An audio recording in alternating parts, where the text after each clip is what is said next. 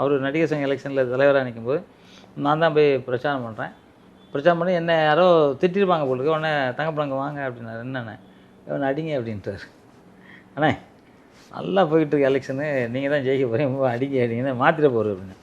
இல்லை அடிங்க முதல்ல அவனை, ஏய் வா வெட்டுவேன் நீ வெட்டுறான், அவனை பார்த்து சொல்கிறாரு. அப்போ தான் எனக்கு தெரிஞ்சு, ஓ வெட்டுறேன். நான் காலேஜ் போய் சட்டை பிடிச்சிட்டு அவன்டா வெட்டுறான்னு சொன்னால் அப்போ இந்த குத்துக்கட்டை மாதிரி ஒன்று வச்சுருப்பான்.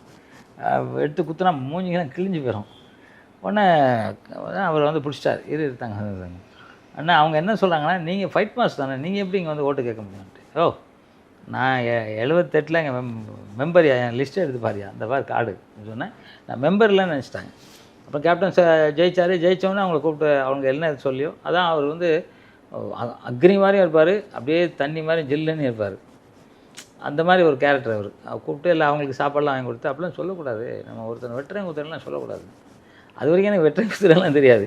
அப்போ சொல்லும் போது தெரியும். சொல்லிட்டு அப்படியே அப்படிங்கிறார். ஒரு கண் அடிச்சு ஒரு விசில் ஒன்று அடிப்பார், ஸ்டைலாக அடிப்பார்.